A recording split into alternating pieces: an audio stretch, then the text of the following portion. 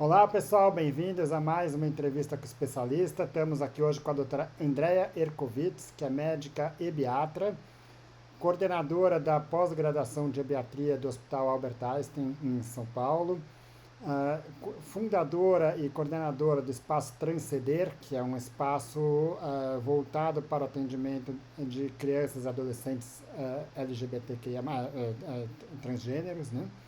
E responsável pelo grupo de LGBTQIA+, no Hospital Albert Einstein.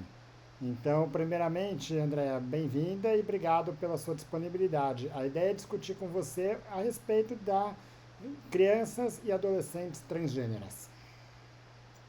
Oi, obrigada. Eu que agradeço o convite, pela oportunidade de falar dessa população que tem tanto desconhecimento a respeito e acaba tendo tanto preconceito, julgamento. Eu acho que aproveitar os espaços que me dão para esclarecer, né, sobre crianças e adolescentes LGBTQIA+, é sempre um prazer. Agradeço a oportunidade. Ótimo. É um tema que é difícil para a gente, na área médica, discutir, porque, vamos dizer, a gente tem uma formação médica, né? E existe muitos, vamos dizer, aspectos, vamos dizer, políticos e de ideologias que acabam influenciando muito a discussão médica, né? Então, vamos lá, a ideia aqui é tentar trazer, de fato, informações que sejam relevantes tanto enfim, a favor como contrário a certos tipos de intervenções e tratamentos, né? Obviamente que informações que tenham uma base científica, uma base não seja uma coisa simplesmente ideológica aí, né? Então a primeira coisa que eu queria questionar para você, André, assim, durante a infância, nos primeiros anos de vida, é muito normal você ver meninas usando brinquedos e roupas masculinas, meninos querendo brincar de boneca, usar roupas femininas. E isso, obviamente, não tem nenhuma relação com ideologia de gênero, né? Quando é que você começa a pensar que, eventualmente, uma criança, de fato, tenha uma ideologia transgênera? Não é ideologia, Não, né? Na verdade, uma uma identidade de identidade gênero. de gênero, é isso. É, na realidade, não tem realmente nada a ver gostar de coisas tidas socialmente como sendo de outro gênero, né? Isso a gente não bate martelo. Aliás, uma identidade de gênero, ela é sempre autodeterminada, autorreferida, né? Não é a mãe, não é o pai, não é o médico que vão dizer essa criança é trans, essa criança é cis, né? É a criança que vai dizer. Tem muita criança que tem comportamentos que são diferentes da grande maioria, que a gente fala da heterocis norma, né? Mas que ao crescerem não serão pessoas que fazem parte da comunidade LGBTQIA+. Mas é possível crianças a partir de 4 anos, às vezes até antes, tá? Mas cientificamente a gente sabe que todos nós, indivíduos, temos a capacidade de perceber nossa identidade de gênero, que é como cada um de nós se sente em relação ao gênero, entre 4 e 6 anos. Eu que trabalho com crianças, vejo crianças que com 2 anos manifestam desconforto com o corpo, desconforto como as famílias vestem elas, e já começam, mesmo que não em palavras, demonstrar que tem alguma coisa diferente ali. Mas, mesmo estas crianças, o que a gente orienta é acompanhe, não carimbe, não bata o martelo. Pode ser um momento de vivência, uma fase. Existem, a gente fala, comportamentos variantes de gênero isolados, não querem dizer absolutamente nada. Como é que a gente começa a perceber que a criança não é cis, ou seja, ela não se identifica com aquele gênero que foi designado quando ela nasceu, né? Elas têm que ter um comportamento de, a gente fala, insistente, persistente, consistente, que faça parte do seu dia a dia, de ter gosto por brincadeiras do universo de um gênero que não é o seu, de querer companhias de amizades de um gênero diferente daquele que foi designado para si, que se incomode com o seu corpo, que queira ter uma expressão de um outro gênero, né? Mas isso de uma forma muito forte, consistente, que realmente seja algo que você percebe que está ali na cabecinha da criança. Então, algumas pessoas percebem já nesse comecinho de vida. Outras pessoas vão começar a pensar nessa possibilidade na adolescência, na idade adulta ou idosos. E todas essas possibilidades são reais, tá? Não é porque uma pessoa, por exemplo, um adolescente de 14 anos, nunca teve nenhum comportamento variante de gênero e começa a dizer que se percebe como uma pessoa trans, que as pessoas falam, não, nunca foi, deve estar copiando alguém. Então, a gente tem que validar em todas as situações e nunca carimbar logo de cara, óbvio. A gente vai ter uma vivência para começar a entender o que está acontecendo ali, né? Ótimo.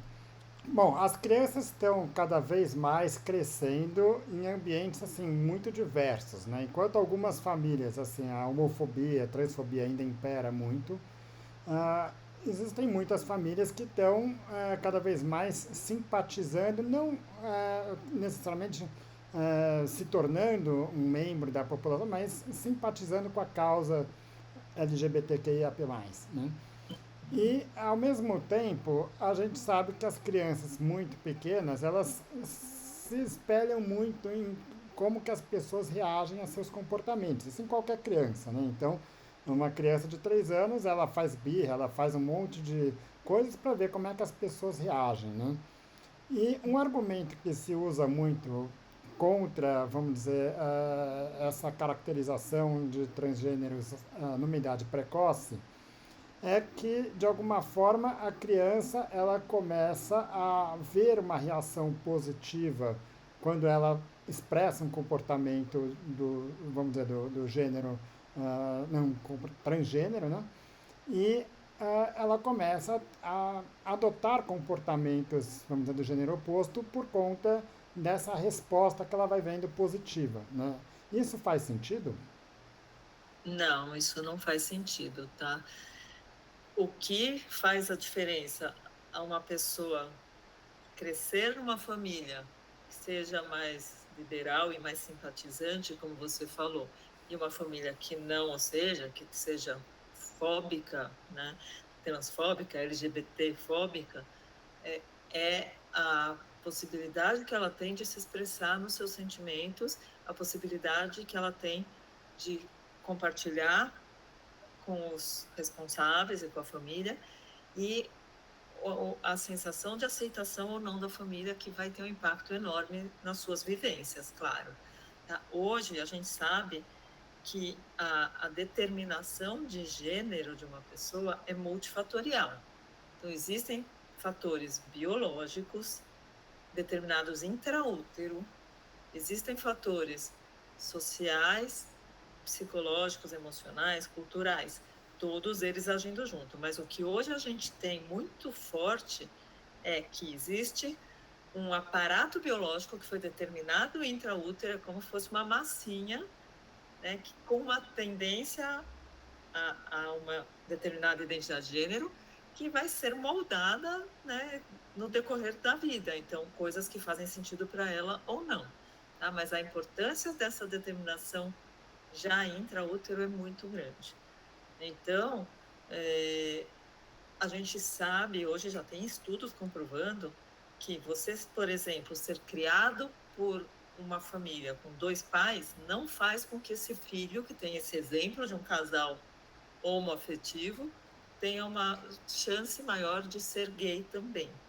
Tá? Então, o convívio e a criação por pessoas da comunidade não faz com que a criança tenha uma tendência maior a ser da comunidade também. Então, se viver numa família com simpatizantes não tem impacto nisso. Vai ter um impacto se a pessoa for LGBT, ela vai se sentir muito mais acolhida. E isso vai ter um impacto positivo na sua vida. Ao contrário daquelas crianças que crescem num ambiente onde ela vai ser rejeitada, mesmo que esses pais não saibam que estão rejeitando ela, mas estão falando de outras pessoas, e ela vai, em um momento, identificar que essas críticas são a ela também. Né? E aí a gente tem consequências como 8,5 vezes mais risco de suicídio, muito mais chance de contrair HIV, ISTs, de ter depressão, de ter autolesão, porque são pessoas que acabam tendo questões de saúde mental e física por rejeição parental. Primeira rejeição e mais doída que uma pessoa pode ter é a rejeição por parte da sua própria família, né?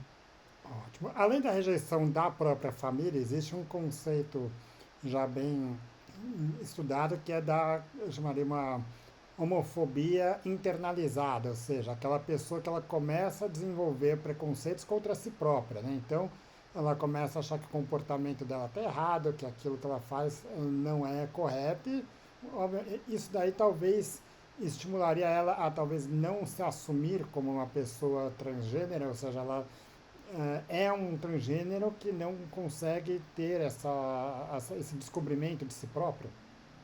Sim, com certeza.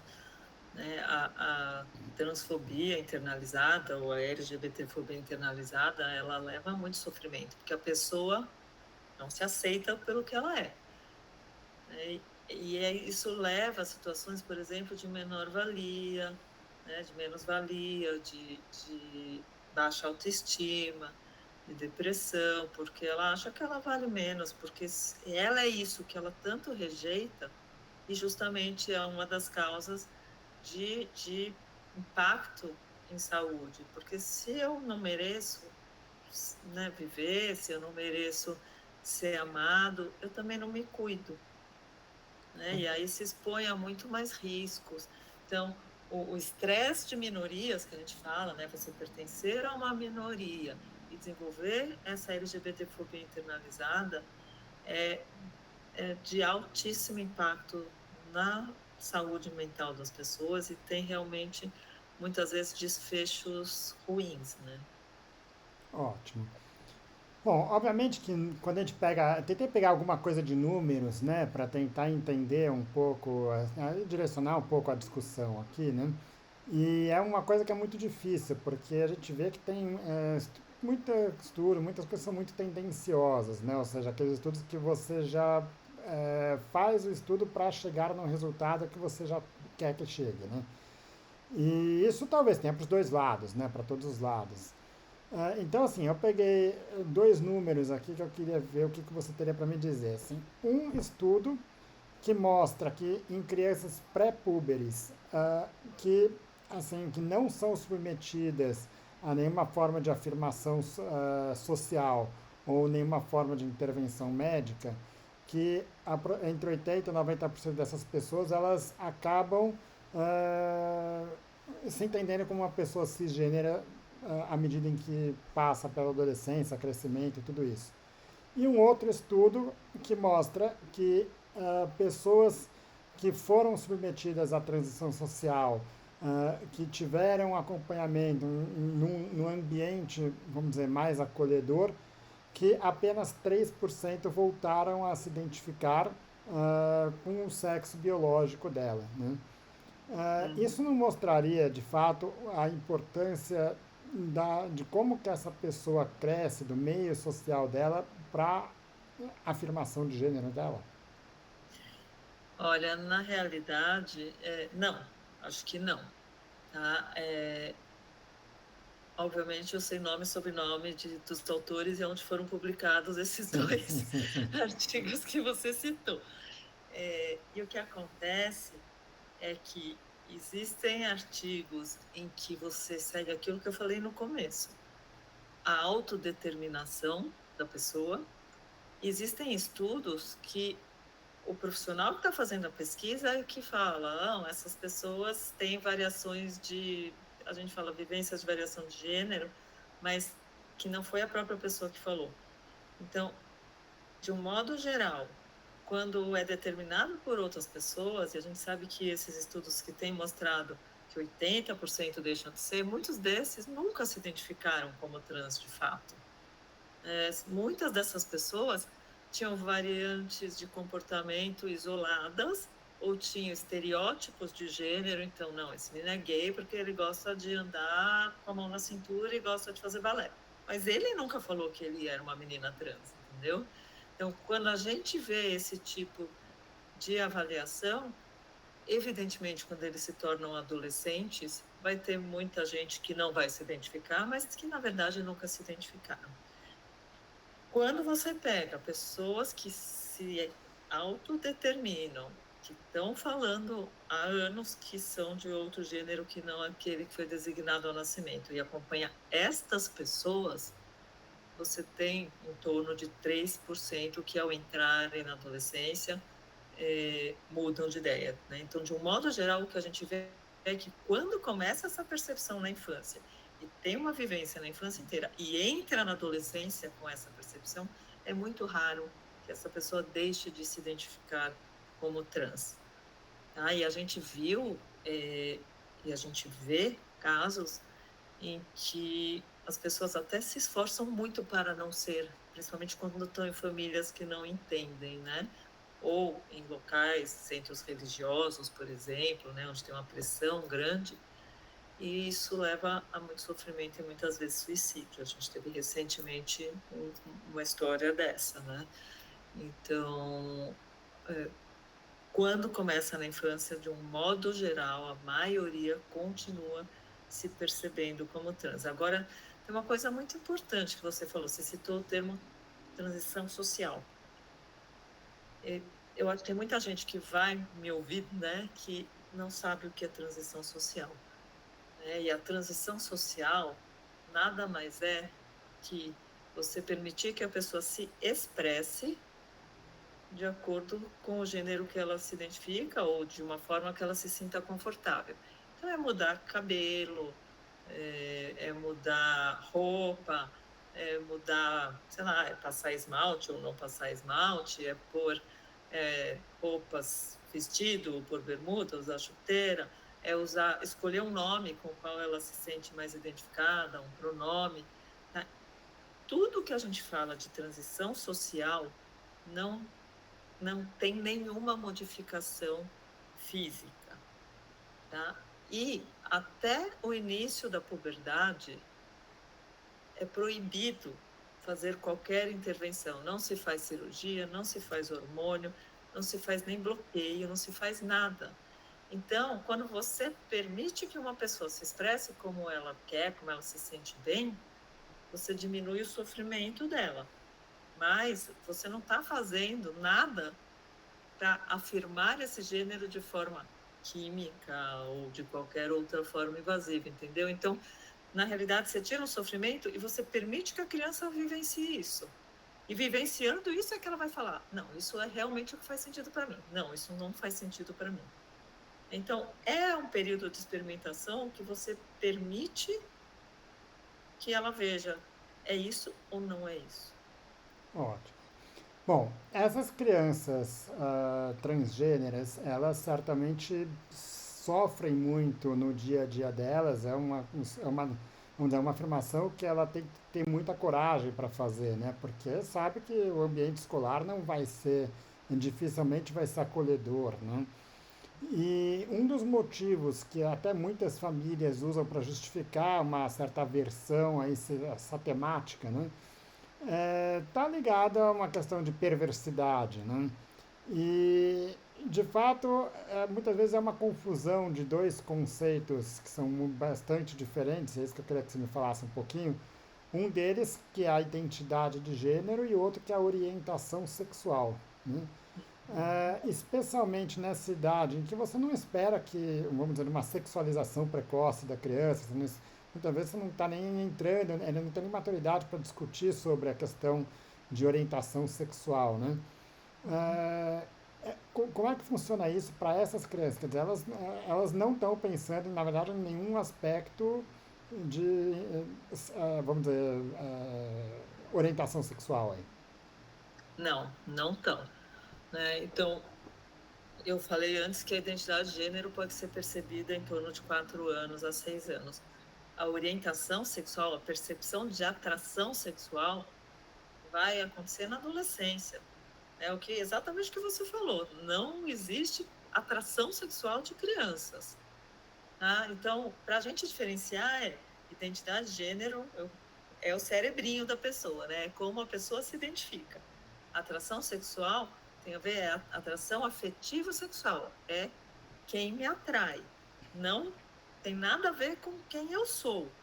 Né? Crianças podem ter uma percepção de identidade de gênero diversa. De orientação sexual, não tem. O que pode acontecer tem crianças que têm estereótipos de gênero que você já olha, e aquela criança lá de 7 anos, tenho certeza que vai ser lésbica. Ai, aquela lá, tenho certeza que vai ser gay. Primeiro, a gente não pode ter certeza pelo outro, só ele mesmo pode dizer quem ele é. Às vezes a gente fala isso por estereótipos, por gostos, por escolhas.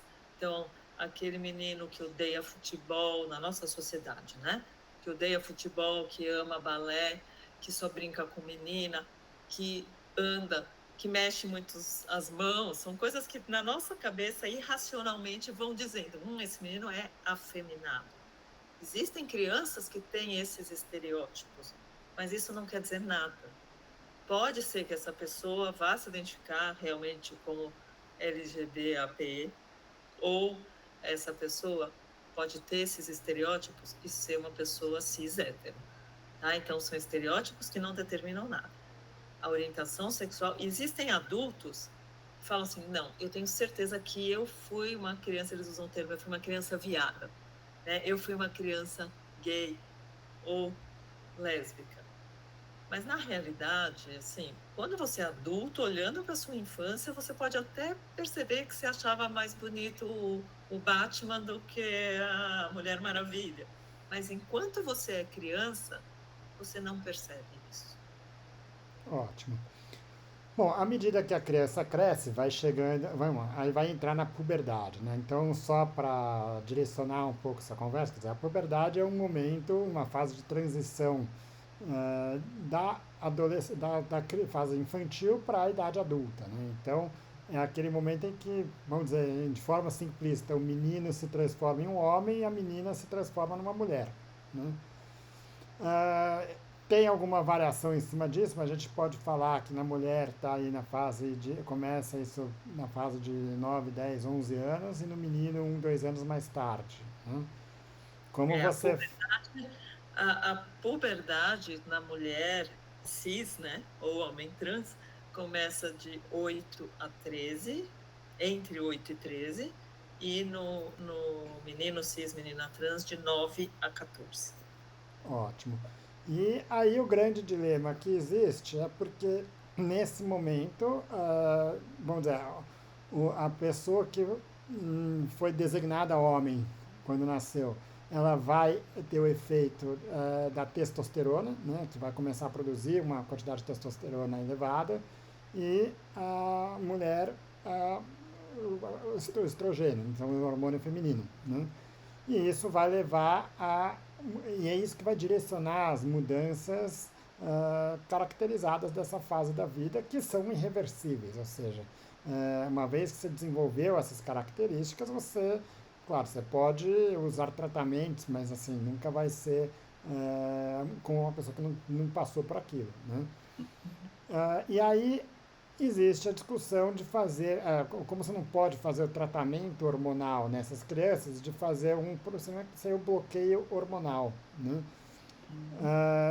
O que é exatamente o bloqueio hormonal? O bloqueio hormonal é um tratamento que, na verdade, se usou muito para tratamento da puberdade precoce em pessoas cis, né? Se Agora, usa, né? se usa, né? Agora, como é que isso funcionaria no caso de uma criança trans?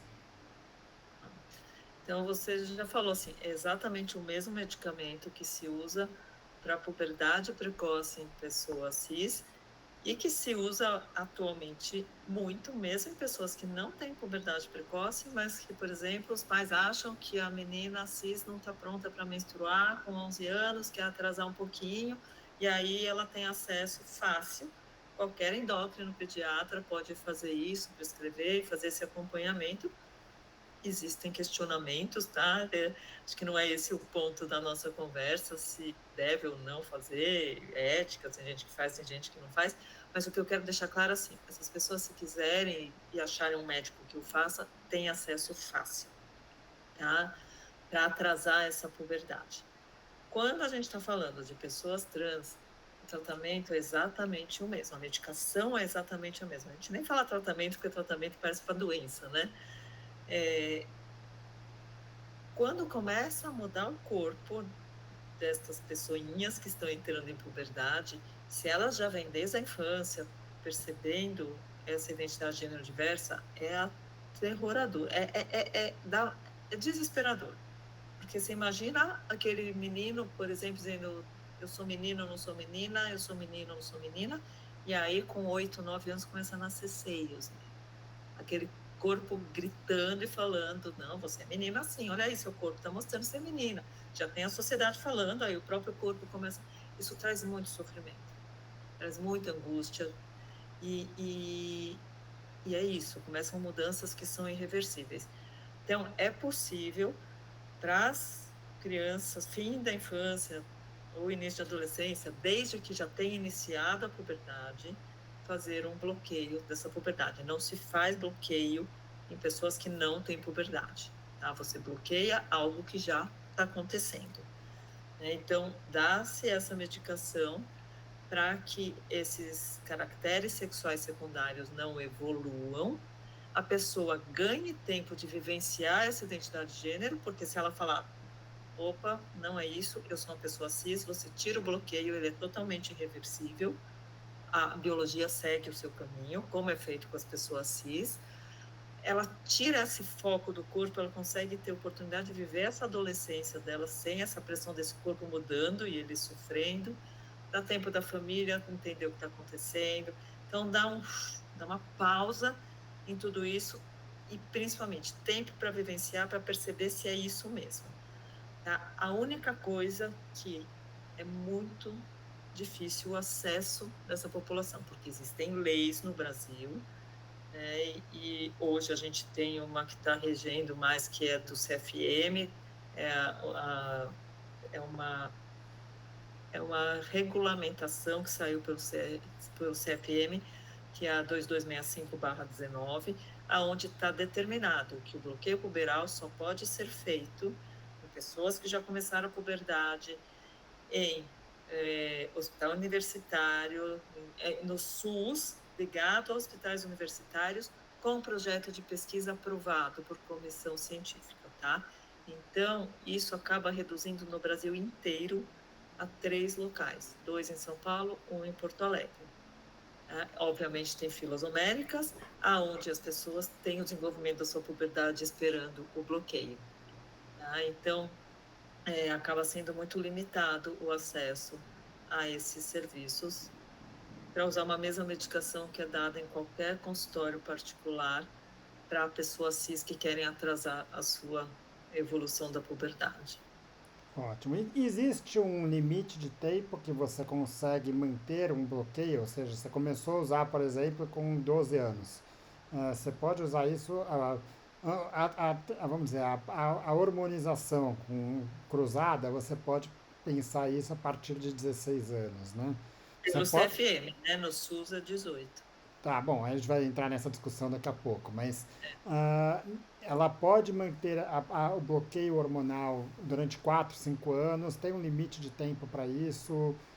Como é que isso funciona? Não, em princípio, eles ficam bloqueados até começar a hormonização. Tá. E quando você pensa, vamos dizer, no processo normal da puberdade, isso vai durar 3 a 4 anos ao todo, né? Tem toda uma mudança aí, não só de crescimento, mas de mudanças físicas como um todo. Uhum. Você parar isso daí, você começar, vamos dizer, parar o bloqueio hormonal com 16 anos, isso não traz nenhuma consequência para essa criança? Então, de um modo geral, em termos de puberdade, não. Né? De mudança de corpo, seio, pelos, enfim, isso não tem nenhuma coisa irreversível. Se separar, o bloqueio segue e não tem nenhum impacto. Se você mantém o bloqueio por muito tempo, então bloqueio puberal por mais de 3 anos, pode ter sim perda de centímetros, né? As pessoas têm uma ideia errada de que se você bloqueia, a pessoa vai continuar crescendo muito. Então tem gente que busca esse tratamento, pessoas cis, que buscam esse tratamento porque quer que os filhos fiquem mais altos. O bloqueio não faz ninguém ficar mais alto e em uso prolongado ele pode dar perda de estatura final porque atrapalha o estirão do crescimento. Então esse é um ponto que tem que ser conversado com essas famílias. Outra coisa que tem que ser conversada porque quando a gente é ético, a gente tem que mostrar tudo, a pessoa vai assinar um termo de consentimento, né? Ela vai pensar se é isso que ela quer, então a gente tem que ver todas as possibilidades. Então tem a questão dessa possível perda de centímetros, pode ter um impacto na densidade óssea também, porque é justamente durante o estirão, durante a puberdade que a gente tem incremento de massa óssea. Se você bloqueia isso, pode ter uma perda de massa óssea. Uma outra coisa que a gente conversa sobre o bloqueio é que se você bloqueia pessoas muito no começo, né, no começo da puberdade, ela ainda não tem gametas viáveis, os óvulos ainda não estão maduros, os espermatozoides não estão maduros. Então não tem como você congelar para preservar a fertilidade para ser usado lá na frente. E se você emendar esse bloqueio numa hormonização, pode ser que essa pessoa não tenha possibilidade, se um dia ela quiser, ter filhos biológicos, né? Então, isso também é uma coisa a ser conversada. Tá? E uma última coisa que também eu queria falar, que também pode acontecer, para as mulheres trans, quando a gente bloqueia, você bloqueia a puberdade, não desenvolve os caracteres sexuais secundários. Então, o genital, o pênis, ele não se desenvolve. E a técnica atual de fazer uma neovagina, então aquela mulher trans que quer fazer uma cirurgia de neovagina, ela não vai poder usar a técnica que é mais usada atualmente, que é a inversão peniana. Se faz o canal vaginal com a inversão do pênis da pessoa. Vai ter que usar outras técnicas que existem, né? Então, alça de intestino, né? Vai ter que usar outras técnicas. Então, quando a gente vai começar um bloqueio, tem que ter um termo, né, de consentimento assinado por pai, mãe, enfim, quem tem a guarda, né, os responsáveis legais, e de assentimento do próprio adolescente. Estou ciente disso daí. Quando eu converso com famílias, eu também sou do Mães pela Diversidade, uma ONG Mães pela Diversidade, né? Eu sou coordenadora de saúde lá, então a gente convive com muita gente. Essas mães falam, estou ciente disso tudo, mas eu prefiro isso do que um filho deprimido, com risco de suicídio, né? Eu prefiro ter um filho com osso um pouco mais fraco do que não ter o meu filho ao meu lado, né? Então, a gente que não está envolvido, às vezes fala, nossa, mas tem muitos efeitos colaterais, mas a pessoa que está ali envolvida está pondo na balança e está vendo o que é melhor para ela, né? Ótimo. E vamos dizer, o grande ponto contrário a esse tipo de tratamento é que a criança não teria maturidade para estar definindo a sua identidade numa idade ainda mais precoce e que isso, vamos dizer, poderia trazer consequências para ela, né? E quando você fala nessa dificuldade técnica, né, cirúrgica, numa eventual cirurgia de afirmação posterior, você está falando de fato naquela criança que não tá, que mantém a sua identidade, né? Quer dizer, que mantém, não é aquela pessoa que eventualmente decidiu que não queria mais, né? Exato. Não, é a pessoa que manteve. Porque a pessoa que no meio do caminho, com a oportunidade de estar bloqueada, vivenciar toda a sua adolescência, e não é só dentro dela, né? São as vivências de violência, então, você pensar que uma pessoa cis que está fingindo ser trans, ou está confusa achando que é trans, com todo o preconceito que a gente sabe que tem, com todas as dificuldades que a gente sabe que tem, é muito a chance dela resolver continuar nesse papel que as pessoas acham que a pessoa vestiu é muito pequena. Ninguém escolhe porque eu quero viver violência, sofrimento, se submeter a todas essas medicações. Essa é uma injeção bem doída do bloqueio, né? Então, são coisas que só isso já vai fazer uma triagem de quem é mesmo e quem não é. E se esta pessoa, então, no decorrer desse processo, entender que ela é cis e parar o bloqueio, vai retomar a densidade óssea, vai ter o seu crescimento, vai ter o crescimento peniano, vai desenvolver os gametas. Então, tudo isso que eu falei, se houver a suspensão da medicação, não vai acontecer. Ótimo. Bom, e se não é esse o caso, a pessoa que vai decidir por seguir com uma hormonização, com tudo isso, eu acho que segue um pouco na mesma linha, né? A gente sabe, eu trabalho, vamos dizer, muito com a parte de medicina esportiva e a gente sabe o problema que é atualmente o uso de esteroides anabolizantes com fins estéticos e com fins de ganho de performance, né? Que é vedado, é proibido pelo CFM e tem todo um sentido para isso, né? Agora, quando você fala de um adulto transgênero, a gente tem aí é uma outra discussão, obviamente, né? Mas a gente sabe que tem efeitos, obviamente, adversos, efeitos indesejados com o uso de hormônios, e aí é a questão de pesar o custo-benefício de cada tratamento, né? Uhum. Sem dúvida. E uma coisa que a gente fala muito, né? Não adianta querer proibir, não adianta querer fechar os serviços que fazem isso, porque quando a pessoa está sofrendo e está em busca de algo que faça sentido para ela vai fazer. Se ela não tiver uma orientação profissional, ela vai fazer sozinha, né? A gente vê muito adolescente que chegam nesses serviços já fazendo uso, automedicação desses hormônios de forma completamente errada, com doses super altas, porque adolescente é ansioso, ele quer o resultado para ontem, né? Então ele ouviu falar que tem que usar 1 grama de uma coisa, ele vai usar 3, porque ele quer mais rápido.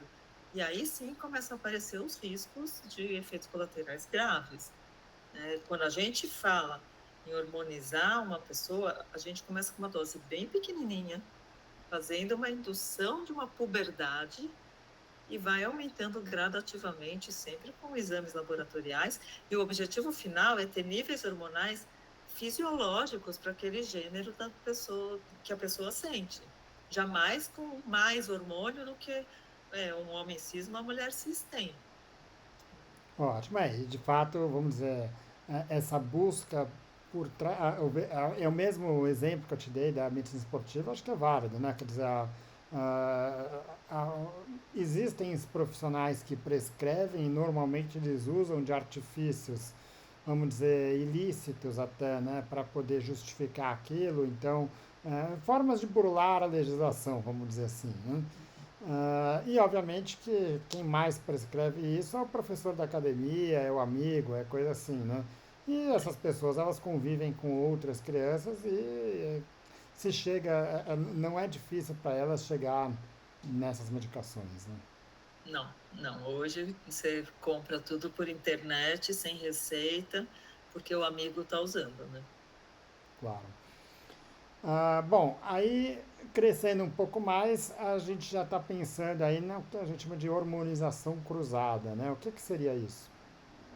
Então, é isso que eu falei, é você dar para o homem trans, para a pessoa que se identifica como homem trans, a testosterona, para que ele desenvolva caracteres sexuais masculinos, e para aquela pessoa que se identifica como mulher, o estrogênio, muitas vezes a gente tem que dar também um antiandrogênico para diminuir os níveis de testosterona, para que ela desenvolva caracteres sexuais femininos. E a gente não pode esquecer de falar das pessoas não binárias, que não se sentem nem homens nem mulheres, que aí a gente vai ter que ver para cada um deles o que faz sentido, podendo usar doses menores, usar um tempo e parada. Aí Uma outra também é uma discussão. outra discussão, né? E aí, então, mesmo as pessoas que não foram bloqueadas, tá, que desenvolveram os caracteres sexuais secundários, são pessoas que a gente começa com uma dose, quando a gente está falando de adolescente, tá? Que é o que eu trabalho. A gente começa com doses pequenininhas, porque ela viveu uma puberdade já, mas não do gênero com qual ela se identifica. Então a gente começa, mesmo assim, os hormônios em dose baixa, para a pessoa se acostumar com isso, para a gente ver se não muda muito o comportamento, né, de uma forma muito segura, e vai a cada 6 meses aumentando a dose, induzindo essa puberdade para a pessoa de acordo com o que ela está sentindo e com segurança de exames laboratoriais e um cuidado. Então, a hormonização, tem gente que chama de hormonioterapia cruzada, né? Nada mais é que você dá o hormônio que não é produzido pela pessoa, mas que faz com que ela tenha desenvolvimento de um corpo de acordo com o gênero que ela se identifica. Ótimo. Em relação a isso, como é que está a legislação no Brasil? O que que pode e o que que não pode ser feito? Tá? Então, no Brasil, a gente tem duas legislações diferentes. Tem essa que eu falei, do Conselho Federal de Medicina, que determina que a hormonização pode ser iniciada aos 16 anos.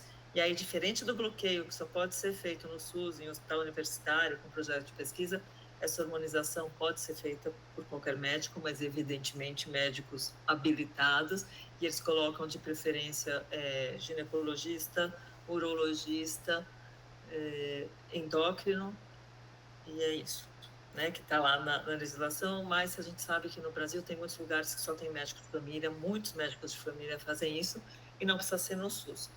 Tá? E aí, a partir de 16 anos.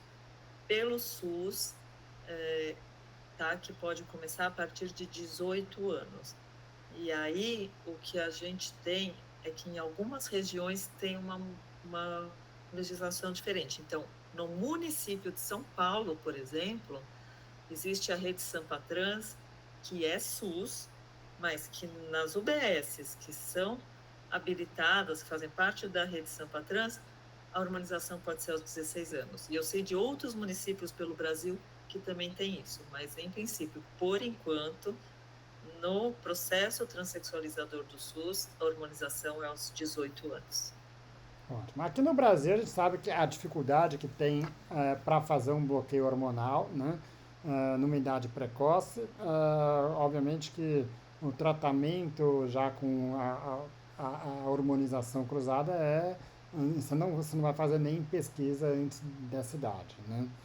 Agora, Não. existem experiências internacionais já com uma hormonização tentando mimetizar a puberdade no sexo com que a pessoa se identifica, né? Com o gênero que é de identificação da pessoa. Você tem alguma coisa para dizer sobre isso? Você está dizendo numa idade mais precoce do que Exato, essa quando a que eu... pessoa está teoricamente entrando na puberdade, em vez de fazer só o bloqueio, você já está usando a hormonização ah, de acordo com a identificação da pessoa. Né? Porque é como acontece ali naturalmente. Né? O homem começa a produzir a testosterona assim que ela entra na puberdade. A mulher é o mesmo caso com o estrogênio. Né? Eu acho que aí não dá para a gente ter uma regra só, né? Eu acho que é muito individual. Então, tem países que fazem a partir de 14 anos. Eu nunca vi nenhum lugar que faz antes dos 14 anos. Mas eu tenho pacientes que a gente acompanha, adolescentes lá no Transcender, que têm 17 anos, já poderiam estar fazendo, e a gente não faz porque acha que ainda não é o momento para a pessoa, que ela não está pronta para isso, ou que a expectativa dela é completamente diferente da realidade, ou que a gente acha que talvez ela ainda tenha dúvidas. Imagina aos 14, né? Então, acho que é muito delicado. Existem pessoas que chegam aos 14 anos com uma consistência muito evidente, com uma família apoiando, e que vem desde os 3 anos de idade, que aí é uma situação que talvez tenha segurança, mas não dá para generalizar. Aí tem que avaliar caso a caso mesmo. Como eu moro no Brasil, por enquanto eu não preciso É a pensar experiência que tem, nisso. claro. Bom, vamos lá. Uma última coisa em termos de legislação que acho que a gente esqueceu de falar. Qual é vamos dizer, a gente tem idades que são limites para fazer isso, mas ah, existe uma necessidade de concordância, vamos dizer, dos familiares, precisa ser pai e mãe, pode ser só pai, pode ser só mãe, não precisa nenhum. Como é que funciona isso? Então, para todos os menores de 18 anos, tem que ter o consentimento dos responsáveis legais, tá? Dos responsáveis legais. Então, digamos que tenha um casal onde haja uma discordância, que a mãe queira ou o pai não quer. Essa mãe vai ter que, se não convencer este pai, judicializar para que ela sozinha possa assinar. Mas até o momento tem que ter o consentimento, sim, de todos os responsáveis e o assentimento do próprio adolescente também. Ótimo. E aí, dentro disso, até queria te trazer uma história que para mim me marcou muito, ainda, vamos dizer, de quando eu estava no internato, isso daí em 2001, 2002, né? Lá Santa Casa de São Paulo. A gente sabe ali a Santa Casa fica ali muito próximo de uma área onde tem muita, muito, até vamos dizer, questão de prostituição, né? E Uhum. muito, dentro disso, muitos transgêneros, travestis, enfim, muito desse público, né? E essa história que me recordo foi de um adolescente que chegou no hospital ah, por um trauma violento, mas que não teve grandes consequências, né? E nessa daí ligaram para o pai dele para ir buscar, porque era menor de idade. Quando chegou o pai viu ele com vestimentas, vamos dizer, que ele considerou inapropriadas, né, ou compatíveis com, vamos dizer, era uma pessoa ah, nascida, até com aparência filha de homem, mas usando uma calcinha vermelha, e o Uhum. pai espancou a criança dentro do hospital e aí teve que passar por 3 cirurgias ali, né? Então, assim, ele estava pronto para ir para casa antes disso, né? Então, é uma história que me marcou bastante. Até lembro muito disso dentro dessa discussão, sempre que eu leio alguma coisa sobre isso, né? A gente sabe que casos como esse acontecem, talvez não dentro do hospital, mas que isso acontece no dia a dia com muitas Diariamente. dessas pessoas. E a gente sabe que no Brasil é um dos países que mais matam ah, essa população transgênera, né? O que pode ser feito no caso de uma criança que tem essa identidade, às vezes uma criança, né, às vezes já um adolescente, uma pessoa até já próxima da idade adulta, quando tem pais que se comportam dessa forma? Quando você é um profissional da saúde, você identifica isso, notificação para o Conselho Tutelar, denúncia para a Vara da Infância e Adolescência como violência doméstica. E se ninguém da família se responsabilizar por essa pessoa de forma adequada, ela vai para um abrigo, né? Infelizmente é o que acontece. A gente tem um número enorme de gente que mora na rua, né? Ou porque foram expulsas pelas famílias, ou porque foram expulsas desta forma, não verbalmente, mas que sofrem tanta violência que acabam decidindo sair de casa, né? Eu sempre falo para os meus alunos quando eu dou aula: você acha que essa moça virou travesti porque ela foi expulsa de casa ou ela foi expulsa de casa porque ela é travesti? Né? Então, essas pessoas são expulsas de casa, seja porque fizeram uma linha e puseram fora, ou porque ela não aguenta mais sofrer violência verbal, física, tá? Mas é, LGBTfobia hoje é crime, tá? É crime equiparado ao racismo e à injúria racial, tá? Tem agravante, seja por parte da família, seja por pessoas desconhecidas na rua. Então, a gente não pode ser conivente por isso e a gente tem que cuidar dessas crianças e desses adolescentes. Tá, e uma vez que aconteceu isso, essa pessoa ela tem algum direito de ter acesso a esses tratamentos? Porque esses tratamentos, como você falou, você precisa do acordo de ambos os pais, né? Aí vai ter que passar por todo um processo judicial de perda de guarda, e aí tem toda E aí uma nesse complicação processo, jurídica aí, né? ótimo. Mas a gente tem, tá? A gente tem pacientes que estão institucionalizados, de abrigos que vão nos procurar, o abrigo se responsabilizando por essas pessoas e que fazem a harmonização com a gente. Ótimo. André, acho que a gente conseguiu abordar bem esse tema, né? Quer dizer, tirando muito dos mitos e, obviamente, que mostrando que tentando tirar um pouco tanto da questão do mudismo, porque muitas vezes as pessoas falam disso como uma coisa de moda, uma coisa. E pode até ser que tenha criança que em algum momento tenha expressado isso, não que ela vá manter isso de uma forma sustentada, né? Acho que isso daí é importante falar. Tem pessoas que vai falar, olha, eu acho que eu sou, e depois vai falar que acho que não, mas normalmente não é uma coisa sustentada, né? Isso daí, é isso que eu acho que é um ponto importante que você trouxe aí, né? Eu E, acho que é importante a gente só explicar por que que a gente não falou de cirurgia, né? tá, claro, óbvio. A gente não falou de cirurgia porque cirurgias não são feitas, não são permitidas que se façam em crianças e em adolescentes. Então, pelo Conselho Federal de Medicina, só a partir dos 18 anos, a nível privado, e pelo processo transexualizador do SUS, a partir dos 21. E quando a gente fala a partir de 21, no SUS, não quer dizer que com 21 a pessoa vai operar, porque tem em média 10 anos de fila de espera. Lógico, tá. E, bom, já que você trouxe isso daí, quer dizer, na população adulta a gente sabe, até por essa espera, né, o quanto que esse sofrimento leva as pessoas a buscarem o tratamento da forma que conseguirem, né? E aí entra muito o uso de silicone industrial e vamos dizer, eles vão se tratando, né? Ah, Não sei se nem se tratando, né? se tratando, não, se fazendo o que acham que tem que fazer da Modificações. forma que eles se entendem, né?